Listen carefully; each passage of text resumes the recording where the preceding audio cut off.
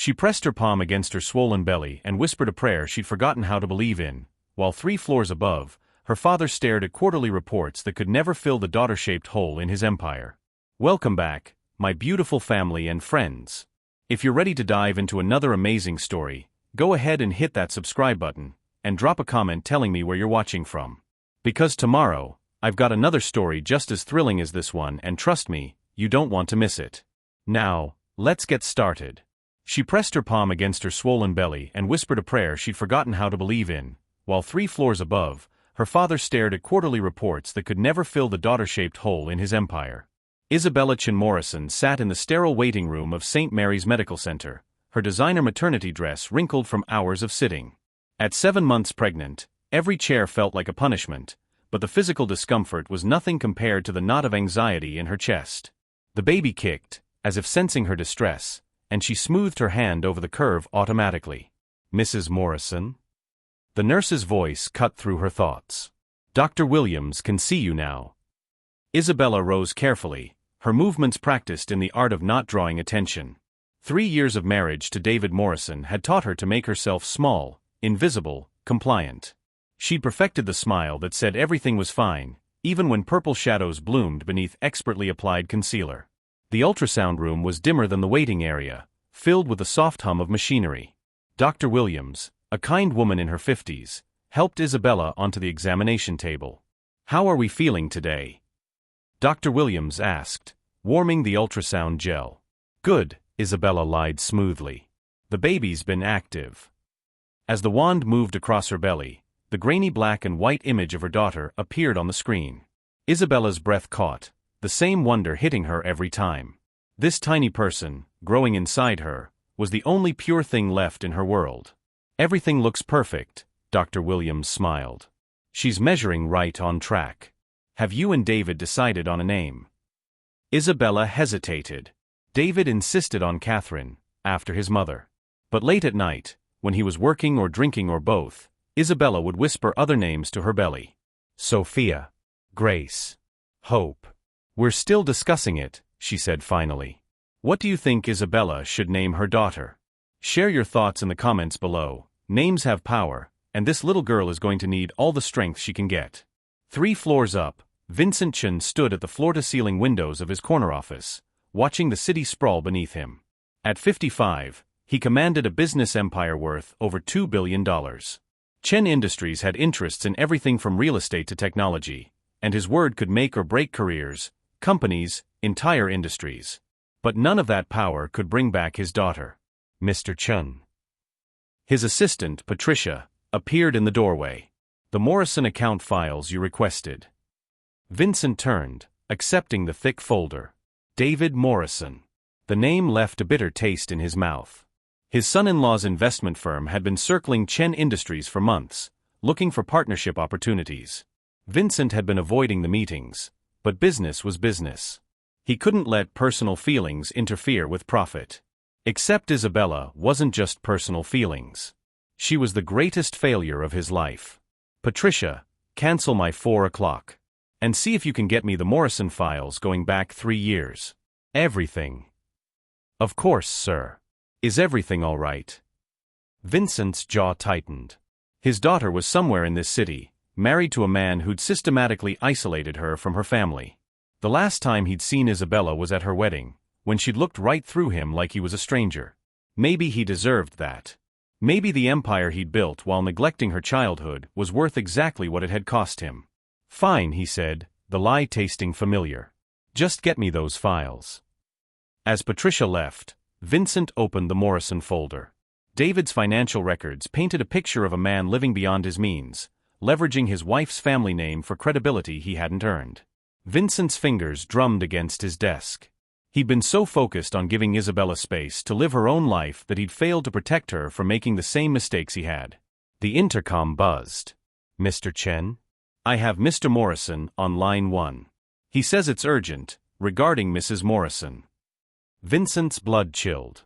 He grabbed the phone. "Vincent." David's voice was tight with barely controlled anger. "I'm at St. Mary's with Isabella. There's been a complication with the pregnancy. I thought you should know." The words hit Vincent like a physical blow. His daughter. His grandchild. What kind of complication? Is she? She's stable. Room 314. But Vincent. David's voice dropped lower. When you get here, remember she's my wife now. My family. Don't make this about your guilt. The line went dead. Vincent was already reaching for his jacket, his empire forgotten. Some things mattered more than money. He just hoped he wasn't 3 years too late to remember how to be a father. Vincent's hands trembled slightly as he pressed the elevator button for the 3rd floor. The ride up felt eternal, each floor a decade of missed birthdays, unattended recitals, business trips that mattered more than bedtime stories. The doors opened with a soft chime that sounded like a funeral bell. Room 314. He could hear voices before he reached the door, David's sharp tone cutting through the hospital's antiseptic quiet. Told you to stay calm. The stress isn't good for the baby. I am calm, Isabella's voice, smaller than Vincent remembered. The doctor said everything looks normal now. Normal. David's laugh was harsh. Nothing about this situation is normal, Isabella. Your little fainting spell in the parking garage could have killed our daughter. Vincent's step faltered. Fainting spell. He pushed closer to the partially open door. I didn't faint, Isabella said quietly. I just got dizzy for a moment. Right. And I suppose the bruise on your arm just appeared by itself.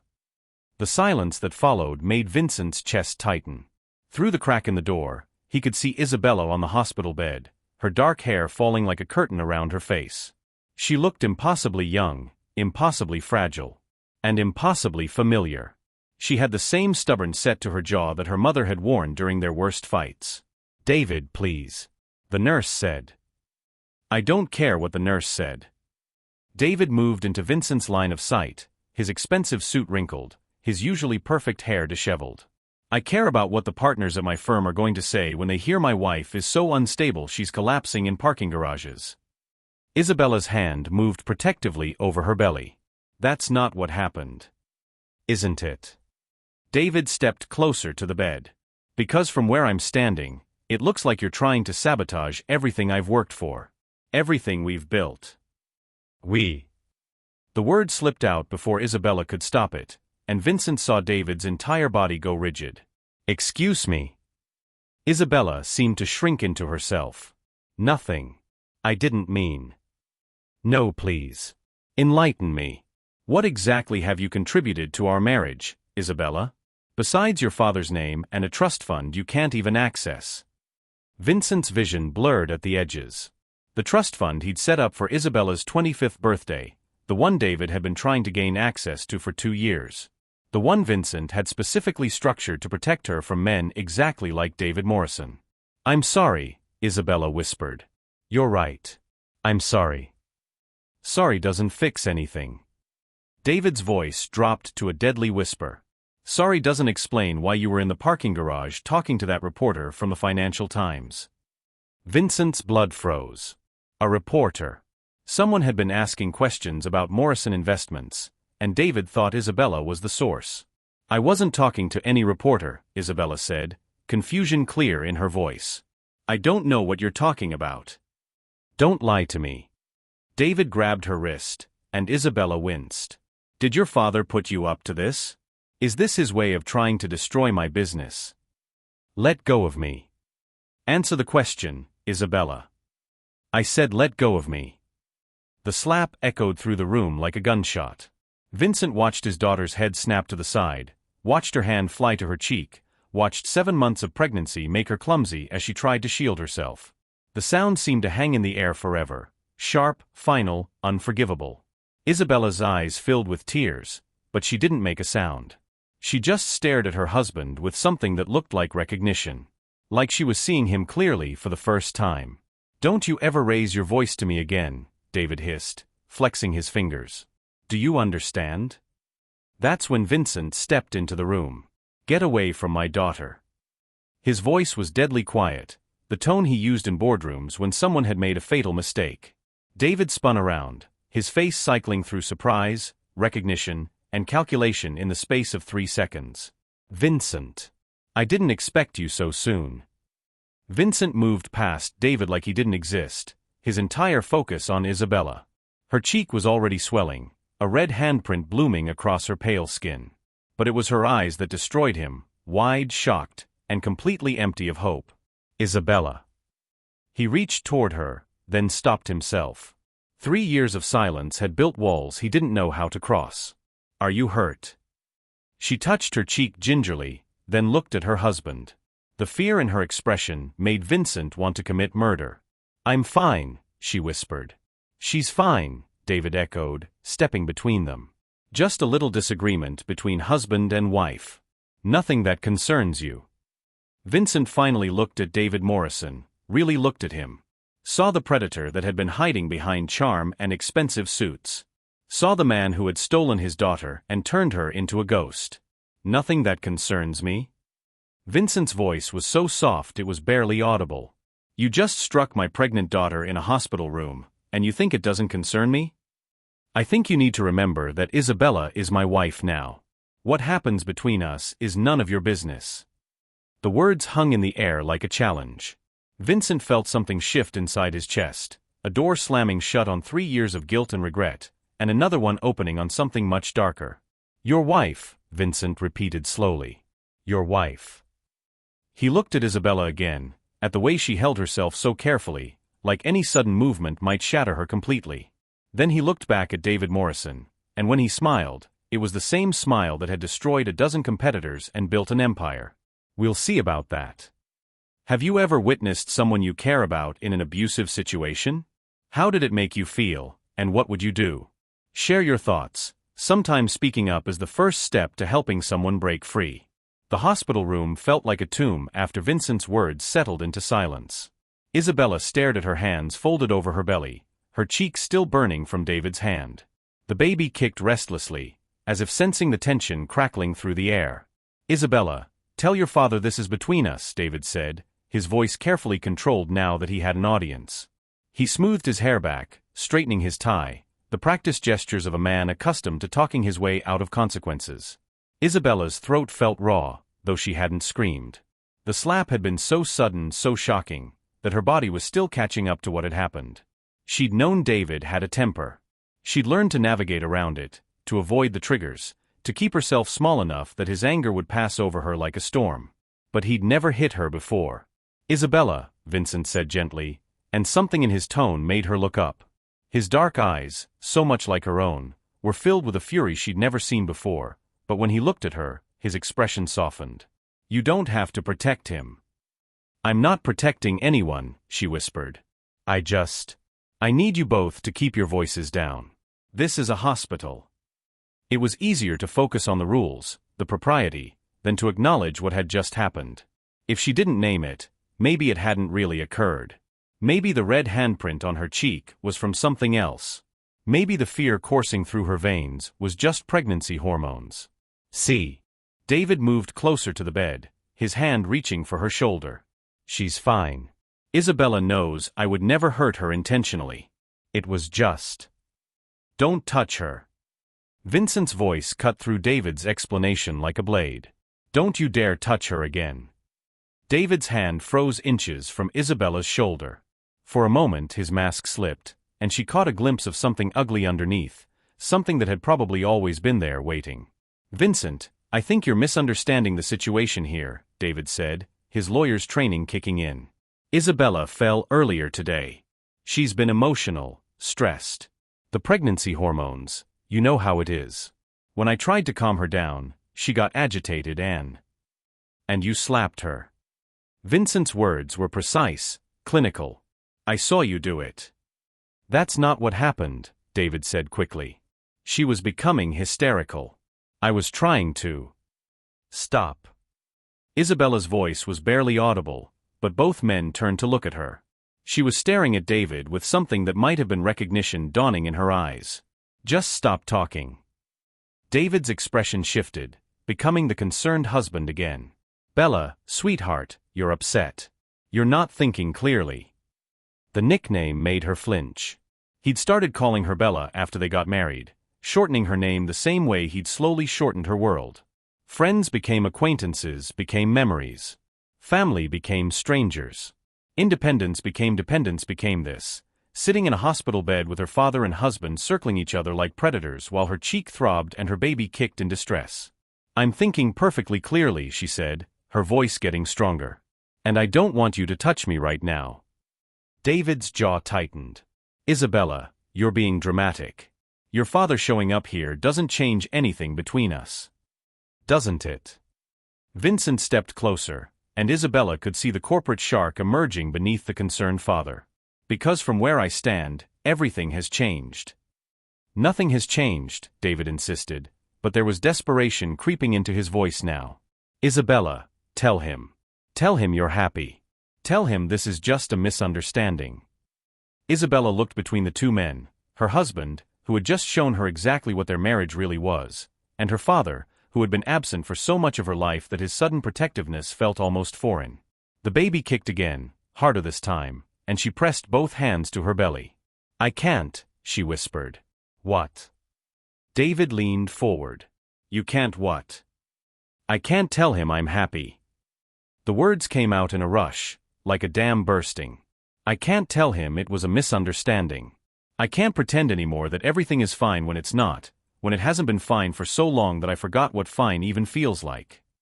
David's face went white. "Bella, you don't mean that. Don't call me that." Isabella's voice was stronger now, fed by 3 years of swallowed words. "My name is Isabella. It's the name my parents gave me, and I don't want you to shorten it anymore." Vincent felt something twist in his chest. His parents. Plural. As if he'd ever earned that title.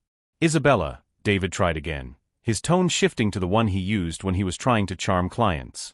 "You're emotional right now. Pregnancy does things to women's minds. Get out." The words surprised even Isabella. They came from somewhere deep inside her, from a part of herself she'd thought David had successfully buried. "What?" "I said get out.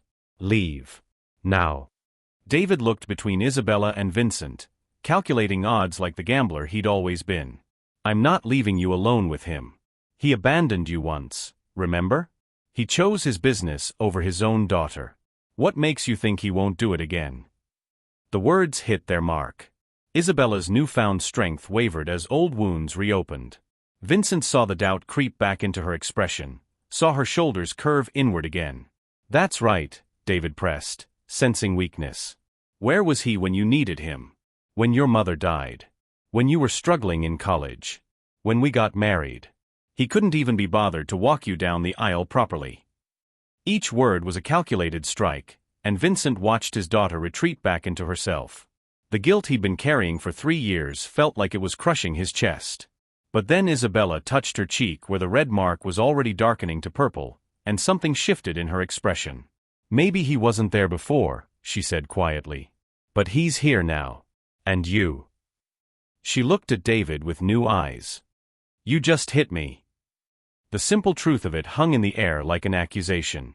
David's carefully constructed explanations crumbled in the face of that basic fact. "Isabella." "Get out," she said again, and this time her voice didn't waver. "Get out, or I'll call security." David's mask finally slipped completely, revealing the rage underneath. "You'll regret this," he said, his voice low and vicious.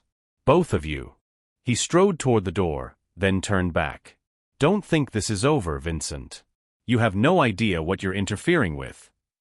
After he left, the silence in the room felt different, not empty, but full of possibility. Isabella touched her belly where the baby had finally settled, and looked at her father. "Now what?" she asked. Vincent moved closer, carefully, like approaching a wounded animal. "Now we figure out how to keep you safe." Dr. Williams appeared in the doorway just as David's footsteps faded down the hospital corridor. Her kind eyes took in Isabella's swollen cheek, Vincent's rigid posture, and the tension crackling between them like electricity before a storm. "Mrs. Morrison, I need to discuss your test results," she said gently, then glanced at Vincent. "Are you comfortable having this conversation with your father present?" Isabella's hand moved instinctively to her belly. "What kind of results?" Dr. Williams stepped fully into the room, closing the door behind her. "Your blood pressure is elevated, and there are some concerning protein levels in your urine." combined with the dizziness you experienced earlier and the stress you're clearly under. She paused, choosing her words carefully. I'm recommending we keep you for observation. At least 48 hours. Observation for what? Vincent asked, though something in his gut already knew. We're monitoring for early signs of preeclampsia, Dr. Williams said. It's manageable if we catch it early, but it can become dangerous very quickly if left untreated. For both mother and baby. Isabella felt the world tilt sideways. Dangerous how? Seizures, in the worst cases. Kidney damage. Premature labor. Dr. Williams sat on the edge of the bed. But Isabella, I want to be very clear, stress is a major contributing factor. Whatever's happening in your personal life, we need to minimize it immediately. Vincent saw his daughter's face go pale, watched her absorb the implications. 48 hours. 2 days trapped in this room, this bed, while her husband's threats echoed in the hallway and her father, a virtual stranger, hovered nearby like a guardian angel 3 years too late. I can't stay, Isabella whispered. David expects me home. He's having clients over for dinner tomorrow, and I always... No. Vincent's voice cut through her automatic compliance. You're not going anywhere. Isabella looked at him sharply. You can't just decide that. Actually, he can, Dr. Williams interjected. Isabella, if you check out against medical advice with these symptoms, I'll have to report it to social services. The baby's welfare is at stake. The words hit Isabella like a physical blow. Social services. The implication that she wasn't capable of protecting her own child. That she was so broken, so weak, that strangers needed to intervene. This is insane, she said, her voice rising. I'm fine. The baby's fine. I just need to go home and... And what? Vincent moved closer to the bed. Let him hit you again? Wait for the next time he decides you've done something wrong. He doesn't, Isabella started, then stopped herself. The lie wouldn't come. Not with her cheeks still throbbing. Not with the memory of David's hand connecting with her face playing on repeat in her mind. Dr. Williams stood. I'll give you both some time to process this. But Isabella, I need your decision within the hour. Either you stay voluntarily, or I start making phone calls. After she left, the silence stretched between father and daughter like a chasm. Isabella stared out the window at the city below, at the life she'd been living spread out in glass and concrete. Somewhere out there, David was probably already spinning the story to his advantage, explaining away his wife's absence with carefully chosen words. I don't know how to do this, she said finally. Do what? Be someone's daughter again. She turned to look at him, and Vincent saw tears threatening at the corners of her eyes. I don't remember how. The honesty in her voice nearly broke him. Vincent pulled the visitor's chair closer to her bed and sat down, his movements careful and deliberate. I don't know how to be someone's father, he admitted. I thought I did once. But I got it all wrong. Isabella studied his face, older now, lined with years of guilt she'd never seen before. Mom used to say you loved your work more than you loved us. The words hit their mark, but Vincent didn't flinch away from them. Your mother was right. Was she? Isabella's voice was barely a whisper. Or did you just love us in a way we couldn't understand? Vincent's throat tightened. Does it matter? The result was the same. You needed a father, and I gave you a bank account instead. The trust fund, Isabella said, understanding dawning in her expression. David's been trying to access it for 2 years. I know. Vincent's smile was grim. I've been declining his requests personally. Despite everything, Isabella felt a small smile tug at her lips. He thinks I don't know about his financial problems. Morrison Investments is hemorrhaging money. Bad trades, worse decisions. He's been using your name to secure loans he can't repay. Vincent leaned forward. How much of this did you suspect? Isabella was quiet for a long moment, processing. Some of it. The late-night phone calls. The way he started controlling every aspect of our spending, even my personal allowance. The way he got angry whenever I mentioned wanting to work or go back to school. He isolated you. Systematically. The clinical term felt right somehow. Friends became problems. Family became interference. Until it was just him and me, and I started to believe that maybe I was the problem. Vincent felt rage building in his chest again, not the explosive anger from witnessing the slap, but something colder, more calculated. He's been planning this for years. The marriage, the pregnancy, gaining control of your trust fund. You weren't his wife, Isabella. You were his business plan. The baby kicked hard, as if responding to Isabella's spike in heart rate. She pressed both hands to her belly, trying to calm herself. 48 hours, she said. 48 hours, Vincent confirmed. And then what? I can't go back to him. Not after today. But I can't just disappear either. I'm 7 months pregnant with nowhere to go and no way to support myself. Vincent reached into his jacket pocket and pulled out his phone. Actually, you can. What do you mean? I mean, Vincent said, his fingers already moving across the screen, that your husband is about to discover what happens when you threaten a chun. Isabella watched her father's expression transform into something she recognized from old newspaper articles, the look that had built an empire and destroyed countless competitors. What are you doing? Vincent's smile was sharp as a blade. What I should have done 3 years ago. I'm bringing you home. The evening light filtering through the hospital window cast long shadows across Isabella's bed as a nurse finished checking her vitals. Her blood pressure was still elevated, but stable. Vincent had spent the last hour making quiet phone calls in the hallway, his voice too low for her to hear the words, but his tone unmistakably predatory. When he returned, he carried 2 cups of coffee and something she hadn't seen in years, uncertainty in his expression. The coffee here is terrible, he said, offering her a cup. But the cafeteria was out of tea. Isabella accepted it gratefully, wrapping her hands around the warmth.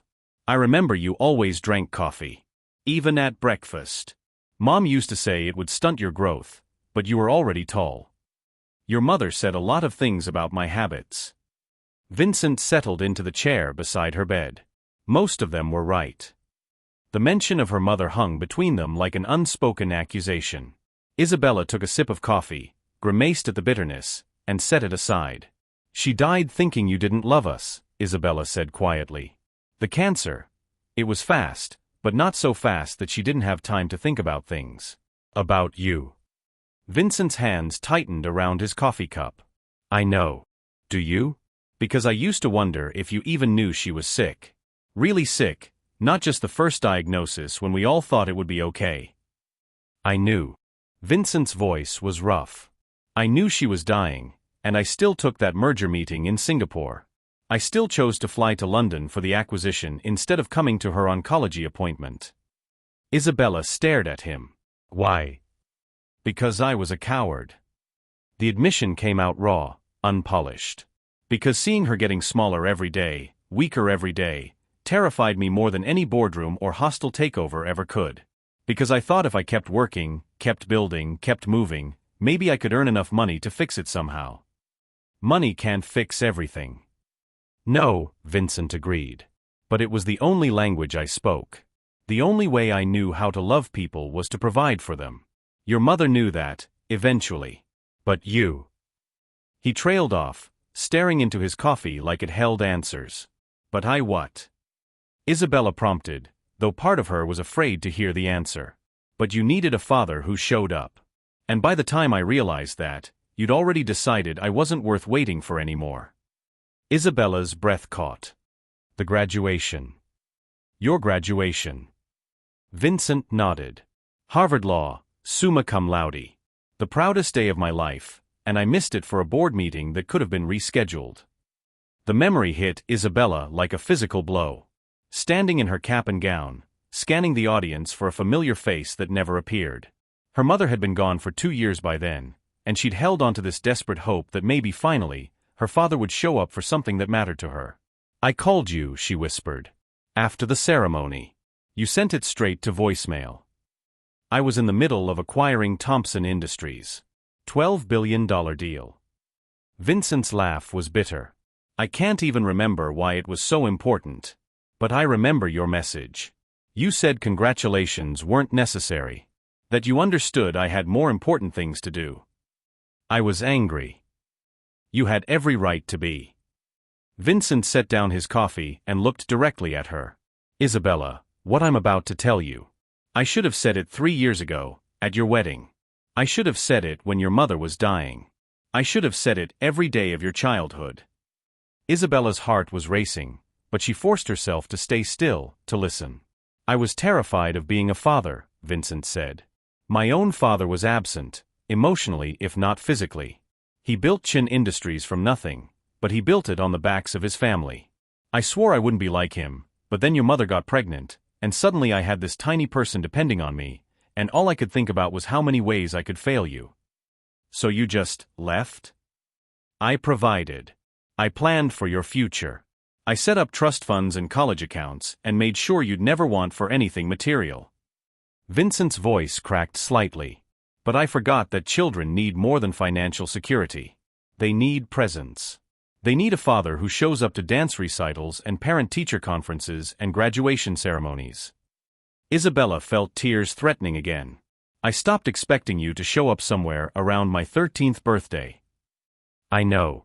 And by the time I realized what I'd lost, you were already building walls to protect yourself from disappointment.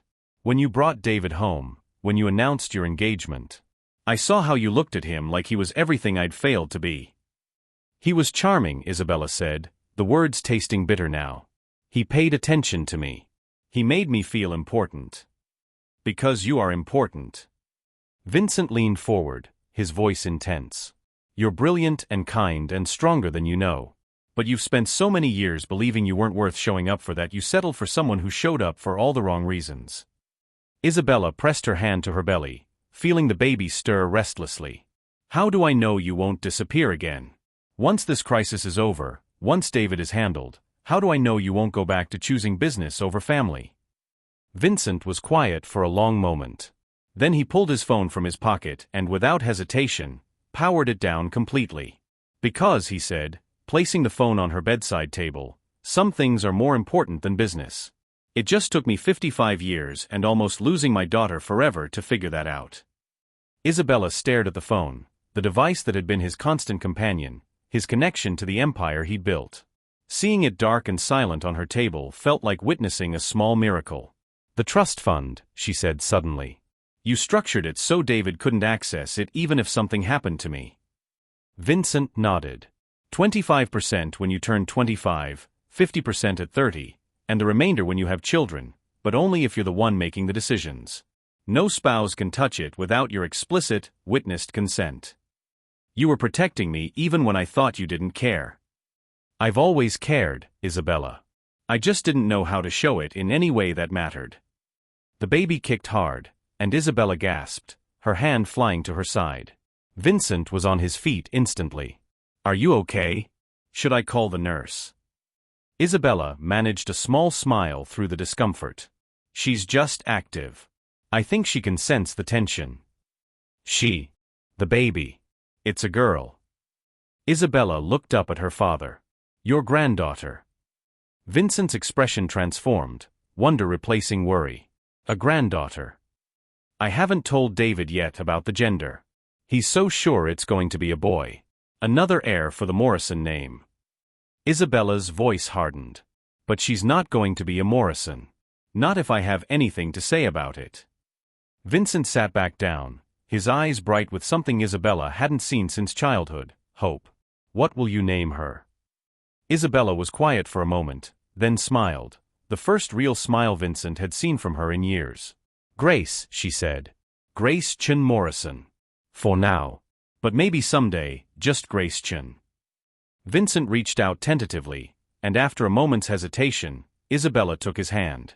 His was larger, scarred from years of building an empire, but surprisingly gentle. Grace Chin, he repeated softly. I like that. For the first time in years, Isabella felt like maybe, just maybe, she wasn't alone. The next morning brought breakfast trays, fresh flowers from Vincent's assistant, and the soft sound of Isabella's laughter for the first time in months. She was reading aloud from a pregnancy book Vincent had somehow procured overnight, complete with highlighted sections and sticky notes in his precise handwriting. The third trimester may bring increased emotional sensitivity, Isabella read, then glanced at her father with amusement. Did you actually highlight this entire chapter? Vincent looked up from his laptop, which he'd been pointedly ignoring all morning. I may have done some research. I missed the first 7 months. I'm catching up. You highlighted a section about swollen feet. Swollen feet can be a sign of preeclampsia, Vincent said seriously. Along with headaches, vision changes, and upper abdominal pain. I've memorized the symptoms. Isabella set the book aside, studying her father's face. The dark circles under his eyes suggested he'd spent most of the night reading instead of sleeping. When did you become such a worrier? Approximately 24 hours ago, when I watched someone hurt you and realized I had no idea how to protect you. Vincent closed the laptop completely. I've spent 30 years learning how to destroy companies. I should have spent that time learning how to take care of people. The honesty in his voice made Isabella's chest tighten with emotion. It's not too late to learn. A soft knock interrupted them. Dr. Williams entered with Isabella's morning test results, her expression cautiously optimistic. Your blood pressure is coming down, she announced. Still elevated, but the trend is encouraging. How are you feeling? Better, Isabella said, and meant it. The constant knot of anxiety that had lived in her chest for months felt looser somehow. More rested. Good. Stress reduction is clearly helping. Dr. Williams glanced between Isabella and Vincent. However, I did want to discuss your discharge planning. Your husband called this morning asking about visitor policies. Isabella's newfound peace evaporated instantly. What did you tell him? That patient privacy laws prevent me from discussing your condition with anyone you haven't explicitly authorized. Dr. Williams consulted her chart. Currently, your father is your only emergency contact. I changed it last night, Vincent said quietly. While you were sleeping. I hope that was okay. Isabella nodded, surprised by the relief flooding through her. What else did David say? He seemed agitated. He mentioned something about lawyers and patient rights. Dr. Williams's expression was carefully neutral. I wanted to make you aware in case you need to make any decisions about your care team. After she left, Isabella sank back into her pillows. He's not going to just let this go. No, Vincent agreed. He's not. Which is why I've been making some calls. What kind of calls? Vincent's smile was sharp. The kind that remind people why it's unwise to threaten my family. He pulled out a folder that appeared to have materialized overnight, thick with documents and photographs. Morrison Investments owes $17 million to various creditors. David's been using forged documents with your signature to secure loans. Isabella's eyes widened. Forged documents. Bank records, loan applications, even a few contracts for property purchases you've never seen. Vincent spread the papers across her bed table. He's been committing fraud using your identity for over a year. The evidence was damning: signature comparisons, financial records, even security footage from bank visits Isabella had never made. She stared at her own name written in handwriting that wasn't quite hers, her identity stolen by the man who claimed to love her. How did you get all this? I have very good investigators, Vincent said. And David has been remarkably sloppy. Arrogant people often are.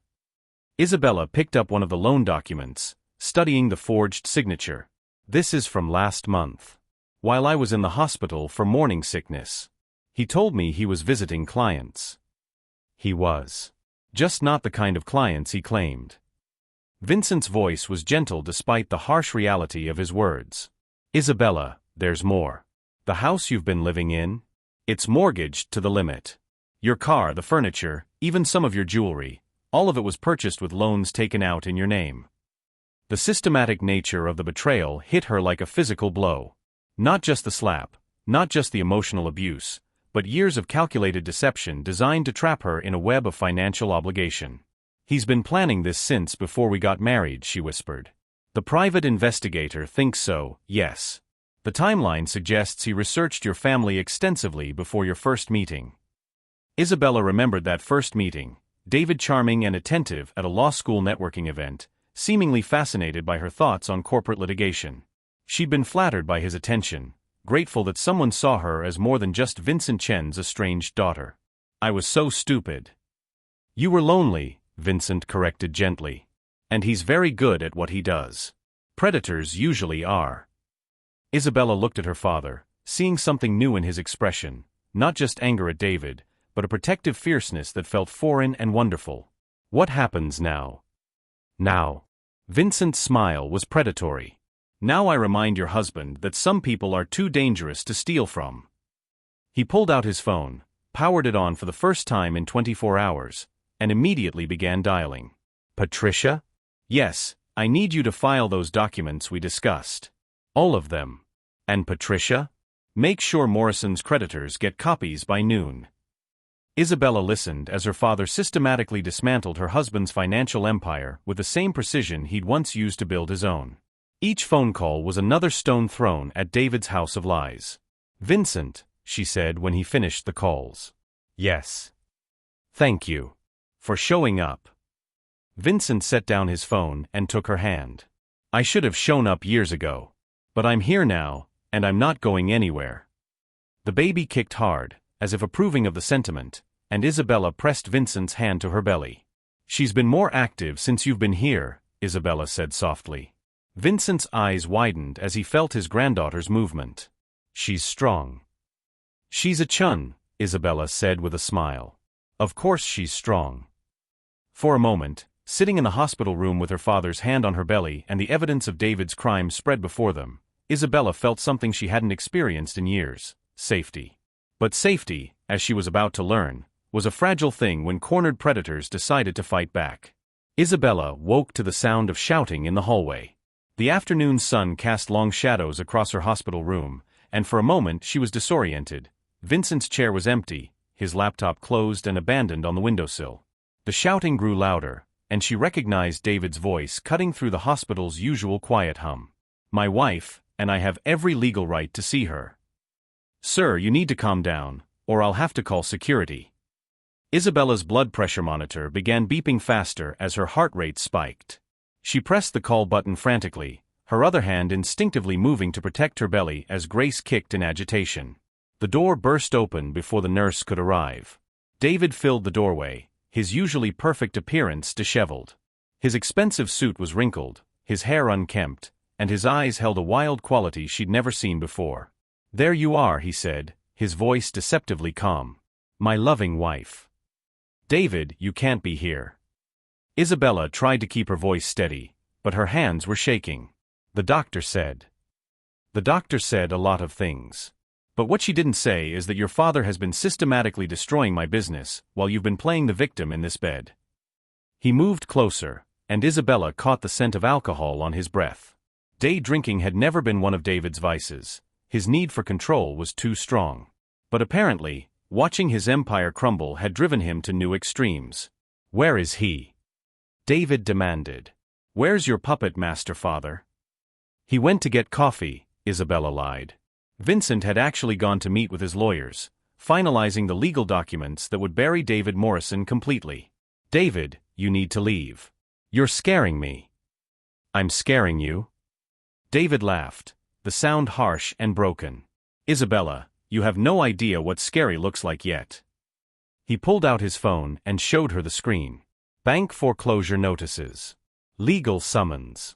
Asset freezing orders. A systematic dismantling of everything he'd built on her stolen identity. Your father did this. In less than 24 hours, he's destroyed everything. My business, my reputation, my future. David's voice was rising. All because his precious daughter finally decided to play victim. I'm not playing anything, Isabella said, her own voice getting stronger. You hit me, David. In front of my father. You've been forging my signature for months. You've been lying to me about everything. Lying. David stepped closer to the bed. Everything I did was for us. For our future. For our family. You mean for your debts. I mean for our life together. David's composure cracked completely. Do you think your father's money comes without strings? Do you think he's suddenly become Father of the Year out of the goodness of his heart? Isabella felt doubt creep in despite herself. What are you talking about? I'm talking about Vincent Chen's history with people who cross him. I'm talking about the companies he's destroyed, the families he's ruined, the lives he's ended without a second thought. David's smile was vicious. Did he tell you about the Singapore merger? The one he chose over your mother's cancer treatments. The words hit Isabella like physical blows. Stop. Did he tell you why he really stayed away from your wedding? Because he was investigating me, Isabella. He's been watching, waiting, looking for an excuse to destroy our marriage from day one. That's not true. Isn't it? David pulled out another document, one Isabella recognized with growing horror. Her medical records from the fertility clinic. Did you think I didn't know about your little secret? About why you've been so desperate to have this baby? Isabella's world tilted sideways. The fertility treatments she'd undergone in secret, the months of careful planning to get pregnant despite David's initial reluctance to start a family. She'd wanted something that was purely hers, purely innocent in a marriage that had slowly become a prison. You've been tracking my medical appointments. I've been protecting our interests, David said coldly. Including the interest your father has in controlling this child's future. Tell me, Isabella, what do you think happens to your trust fund if something happens to you during childbirth? Where do you think that money goes? The insinuation was so ugly, so calculated, that Isabella felt physically sick. You're lying. Am I? Check the beneficiary clauses. Check who gets power of attorney if you're incapacitated. Check who your father has been talking to about custody arrangements. David moved closer to the bed, his voice dropping to a whisper. He doesn't want you back, Isabella. He wants your baby. His heir. The grandchild he can mold into the perfect Chin successor. Get away from me. Isabella's voice was barely audible, but something in her tone made David step back. I'm trying to save you, he said. From him. From this delusion that he's suddenly become the father you always wanted.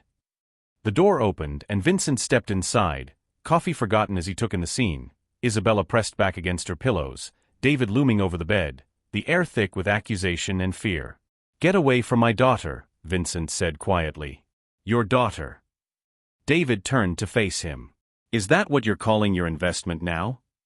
Vincent's expression didn't change, but something dangerous flickered in his eyes. I said get away from her. Tell her the truth, Vincent. Tell her about the custody papers you had drawn up.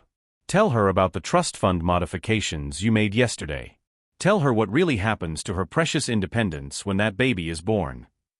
Isabella stared at her father, searching his face for denial, for outrage, for anything that would prove David wrong. What she saw instead was guilt. Vincent. Her voice was small, broken. What is he talking about? Vincent's silence stretched too long. Long enough for doubt to take root, for all the progress they'd made to crumble into dust.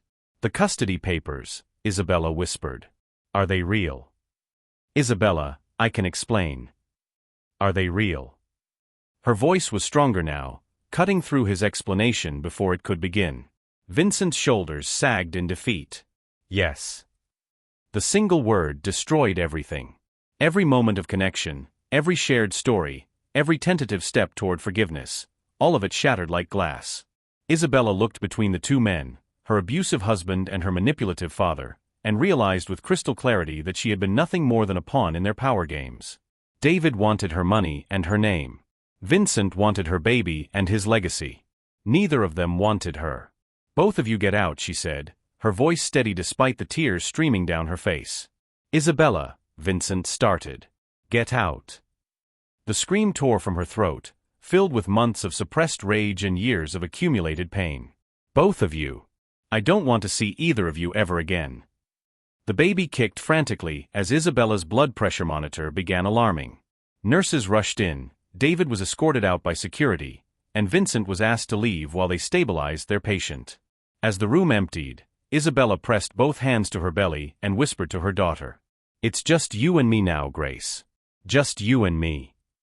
But for the first time since this nightmare began, that felt more like a death sentence than a promise.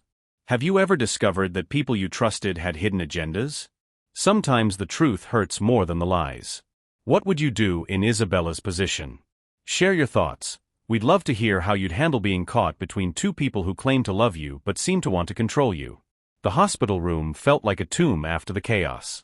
Isabella stared at the ceiling tiles, counting the small holes in each square, anything to avoid thinking about custody papers and trust fund manipulations and the look of guilt on her father's face when the truth came out. Grace had finally settled, but Isabella's hands remained pressed protectively over her belly. 7 months pregnant, financially trapped, legally vulnerable, and now completely alone. The fairy tale of her father's redemption had crumbled, leaving her with the stark reality that she was still just a piece on someone else's chessboard. A soft knock interrupted her thoughts. She expected another nurse with more blood pressure medications, but instead, a woman in her 60s appeared in the doorway. Elegant, silver-haired, with kind eyes and a familiar jawline. Isabella. The woman's voice was cultured, gentle. "I'm Patricia Huang, your father's assistant. May I come in?"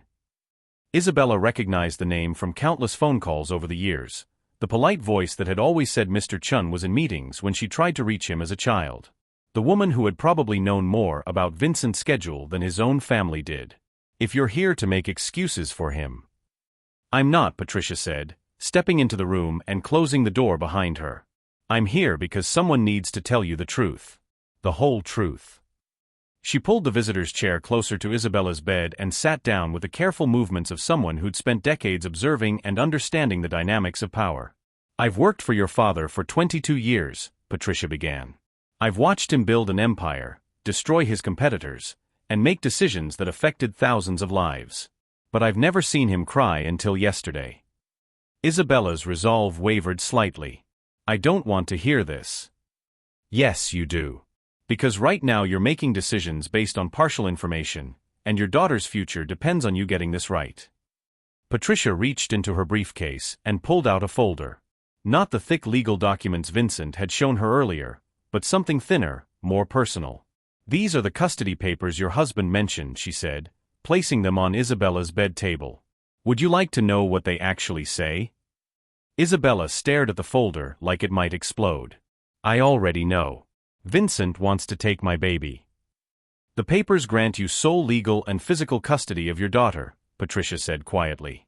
"With Vincent Chun listed as emergency guardian only in the event of your death or incapacitation. They also establish a trust fund in Grace's name that cannot be accessed by any spouse, current or future, without your written consent." Isabella's world tilted. "That's not," David said. "David Morrison has been lying to you for 3 years. Why would you believe him now?" Patricia opened the folder and turned it so Isabella could read the legal language herself. The custody arrangement was exactly as she described: protection, not control. "I don't understand," Isabella whispered. "If these papers protect me, why did Vincent look so guilty?" Patricia's expression softened with something like affection. "Because your father is an idiot when it comes to expressing love. He spent so many years using legal documents and financial arrangements as substitutes for emotional connection that he didn't realize how it would look to you." She pulled out another document, older, creased from handling. "This is a letter your father wrote to your mother while she was in hospice care," Patricia said. "He asked me to file it with his personal papers. He never sent it." Isabella's hands shook as she accepted the letter. The handwriting was Vincent's, but looser, more emotional than his usual precise script. "My dearest Lynn, I know I'm failing you. I know that choosing the merger over being by your side makes me exactly the kind of man I swore I'd never become.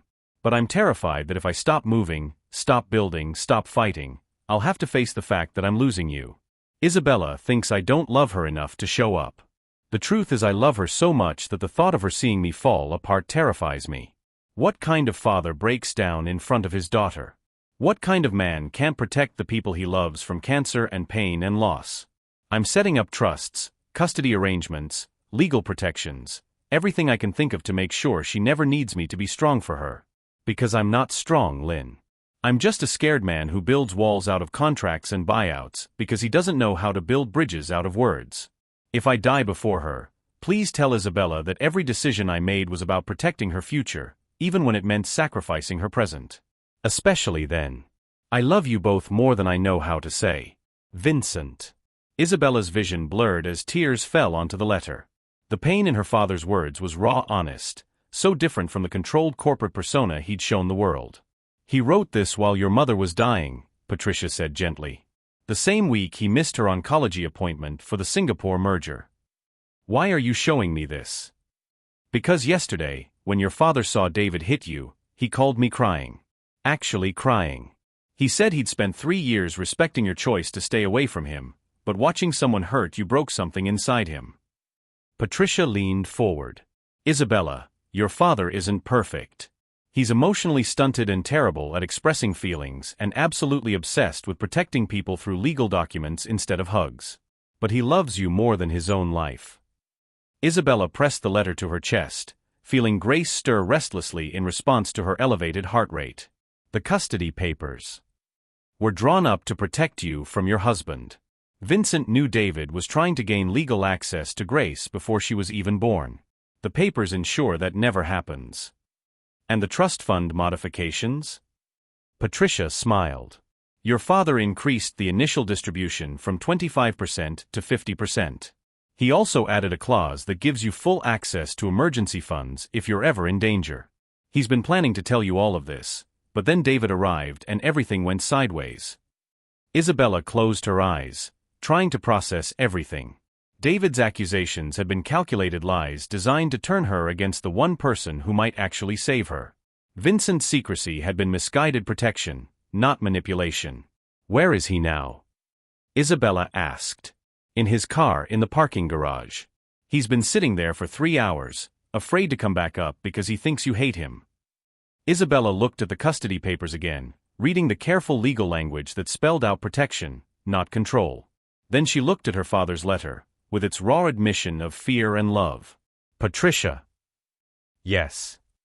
Can you ask him to come back up? I think we need to talk. Patricia's smile was radiant. I think he'd like that very much. As Patricia left to fetch Vincent, Isabella pressed both hands to her belly and whispered to her daughter. Your grandfather is complicated, Grace. But I think maybe that's okay. Maybe complicated people love more fiercely because they know how much it costs. For the first time in days, Isabella felt something like hope stirring in her chest. Vincent appeared in the doorway like a man walking to his own execution. His usually immaculate appearance was disheveled, hair mussed from running his hands through it, tie loosened, the kind of vulnerability Isabella had never seen from him before. He clutched a small white bag in one hand and hesitated at the threshold as if afraid she might send him away again. Patricia said you wanted to see me, he said quietly. But if you've changed your mind. Come in, Dad. The simple words stopped him cold. Dad. Not Vincent, not father, but the name she'd called him as a child, before business consumed him and grief built walls between them. Vincent stepped into the room and closed the door softly behind him. I brought you something, he said, holding up the white bag. Real tea from that little shop your mother liked downtown. And... He hesitated, then pulled out a small stuffed elephant, gray and soft with embroidered flowers on its ears. For Grace. I thought. I hoped. Isabella's throat tightened. She'll love it. Vincent set the elephant on her bedside table next to his still silent phone, then took his familiar seat in the visitor's chair. For a moment, they simply looked at each other, father and daughter, both wounded, both afraid, both hoping. I read your letter, Isabella said finally. The one you wrote to Mom. Vincent's face went pale. Isabella, I never meant for you to see that. It was private, I was. Broken, Isabella finished gently. You were broken and scared, and trying to love us the only way you knew how. That's not an excuse. No, it's not. But it's an explanation. Isabella shifted in the bed, making room as if inviting him closer. Dad, I need to ask you something, and I need you to be completely honest with me. Anything. When you drew up those custody papers, was any part of you thinking about controlling Grace's future? About molding her into the perfect chin heir? Vincent was quiet for a long moment, and Isabella appreciated that he was considering her question seriously rather than rushing to deny it. Yes, he said finally. Part of me was.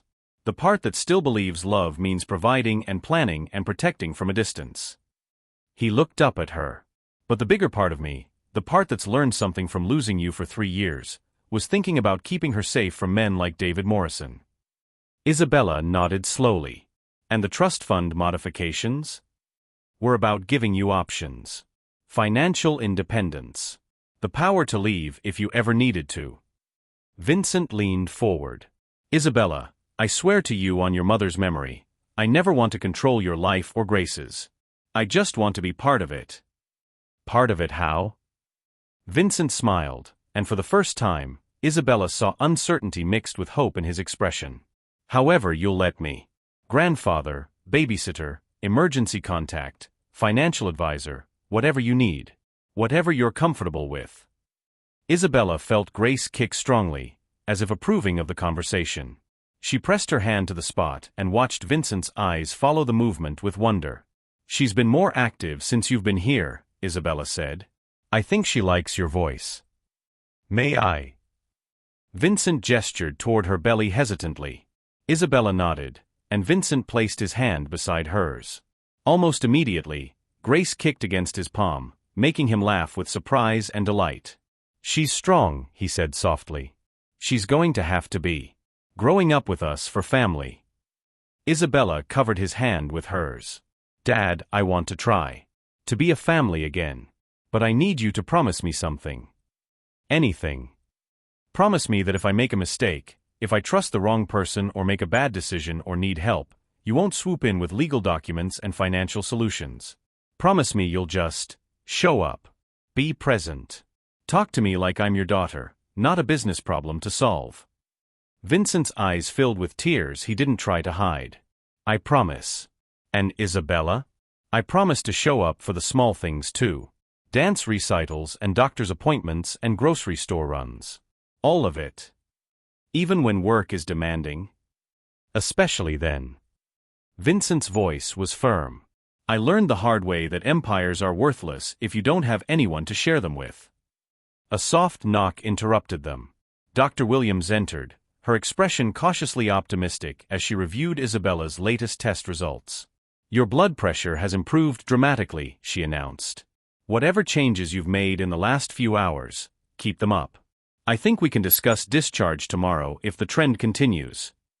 Isabella felt a flutter of anxiety. And then what? I can't go back to David. I won't. You won't have to, Vincent said firmly. I've had Patricia prepare the guest wing at the house. Nursery, private entrance, whatever you need to feel safe and independent. The house. Isabella hadn't been to her childhood home since before her mother's death. I had it renovated last year. Kept your room exactly the same, but modernized everything else. I kept hoping. Vincent trailed off, then found his courage. I kept hoping you'd come home someday. Dr. Williams smiled. Family support is exactly what you need right now. Both of you. She made a note on Isabella's chart. I'll plan for discharge tomorrow morning, with follow-up appointments twice weekly until the baby arrives. After she left, Vincent and Isabella sat in comfortable silence, his hand still resting on her belly where Grace continued to kick contentedly. What happens to David? Isabella asked eventually. Vincent's expression hardened slightly. David Morrison will face the legal consequences of his actions. Fraud, forgery, identity theft. He'll be dealing with federal charges for years. But that's separate from us, from our family. Our family, Isabella repeated, testing the words.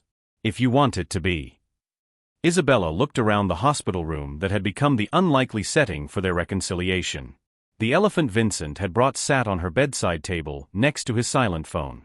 The custody papers that spelled out protection rather than control lay signed and witnessed on her bed.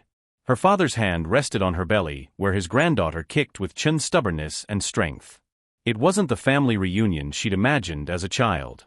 It was messier, more complicated, built on shared mistakes and hard-won understanding. But it was real, and it was theirs. I want it to be, she said softly. Our family. Vincent raised her hand to his lips and pressed a gentle kiss to her knuckles, the same gesture he'd made when she was small and afraid of thunderstorms. Welcome home, sweetheart, he whispered. As if in celebration, Grace gave the strongest kick yet, making both her mother and grandfather laugh with pure joy. Outside the window, the city sparkled in the evening light, full of possibilities and new beginnings. Somewhere out there, David Morrison was discovering that some women were too valuable to steal from, and some fathers were too dangerous to cross. But in room 314, 3 generations of Chens were learning what Vincent had spent a lifetime forgetting: that the most powerful empire was the one built on love, presence, and showing up when it mattered most. Isabella pressed her free hand to her belly and whispered to her daughter, "You're going to have the most overprotective grandfather in the world, Grace. But also the most devoted one." Vincent's answering smile was brighter than any quarterly report he'd ever received. "I can't wait to spoil her," he admitted. "Just don't try to buy her a pony before she's walking." "I make no promises." Isabella laughed, really laughed, for the first time in longer than she could remember. The sound echoed through the hospital room like a promise of better days ahead. Love at last, she thought. Not the fairy tale kind, but the real kind.